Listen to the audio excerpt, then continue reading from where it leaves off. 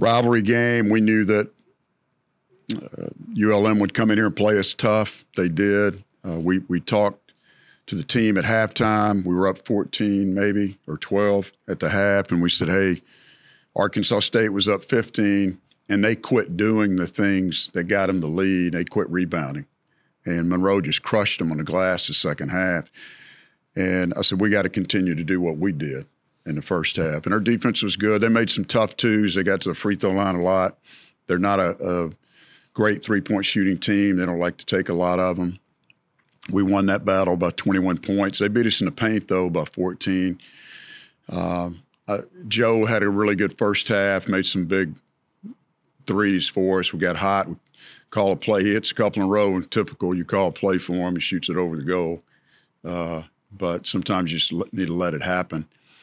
But thought he did a good job. Mike Thomas sparked us in the first half as well, did a good job. And I thought Kobe, the second half, hit some big shots for us. And Joe rebounded the ball. He had, 19 and 11.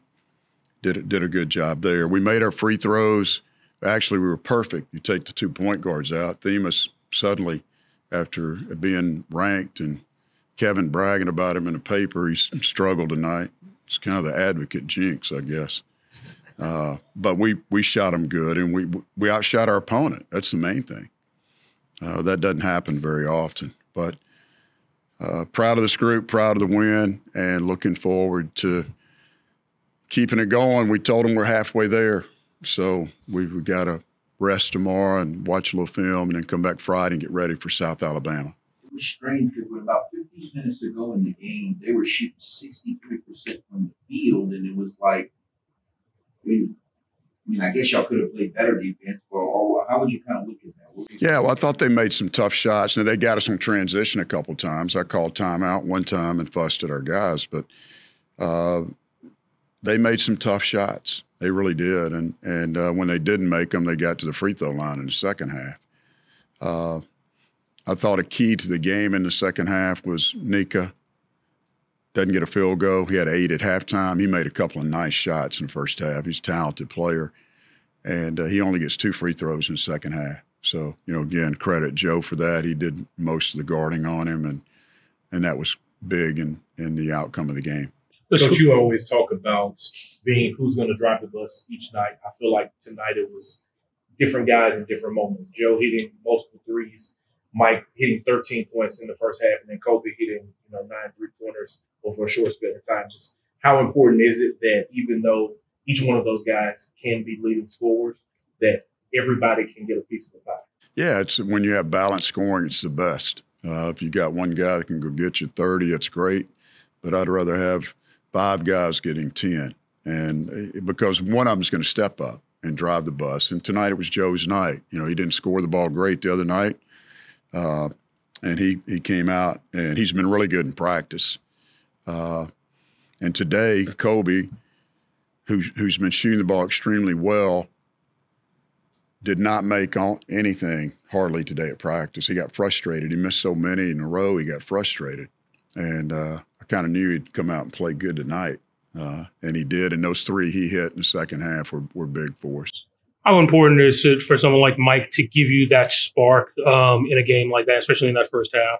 Yeah, he's still not 100%. He's coming back off an illness, and he and London Fields both, and now we've got Kentrell sick. He was sick yesterday, and he didn't have a great game tonight offensively. He played good defense, as he always does, made some good plays for us. But to have Mike back and contribute like that, we continue to tell Mike to stay aggressive, because when he is, he plays better. And he hit a big 3 that helped us get the lead from Logo probably on the break, right? And so he's shooting the ball with a lot of confidence. How important are those free throws? 81% They're super important, George, as always. And we've been getting to the free throw line more recently. Maybe it's because we're at home a little bit. This is the 3rd game out of 22 that we've shot more free throws than our opponent. And 2 of those games were at home. But we've shot them well. That's the best thing. Even when we didn't get many attempts, we were shooting good percentage. And I think this group in conference play maybe up to 77, 78% as a team. How'd you like the defense? Because you were playing more press and you were kind of also trapping them at the same time. You were able to get a couple turnovers off of that. We jumped in our 12 press in the first half and got a 10 count, had a couple of, got a turnover. We had a few steals. And the most important thing, it eats up at least 8 to 9 seconds, the shot clock. We didn't cover it right a couple of times and let them get it over easy, but I think it was big for us. And we actually switched defenses with 3:58 to go, I think, and immediately got a steal. And that was a big possession. We needed to keep them from scoring there, and we went down and scored, so it was big. Speaking of eating up seconds, near the end of the game, there was a possession where you had multiple offensive rebounds off of the miss and eating more time off the clock. How big was that, kind of that sequence, able to get a point out of it as well? Yeah, well, with 3 minutes to go and a 10-point lead, it's not safe, but by getting those offensive rebounds probably bought us a minute and a half, right? And I was telling the guys to get in the victory formation and just spread it and just make a play at the end of the clock. So the offensive rebounds were big, and that's one reason we out-rebounded them 12-6 on that end.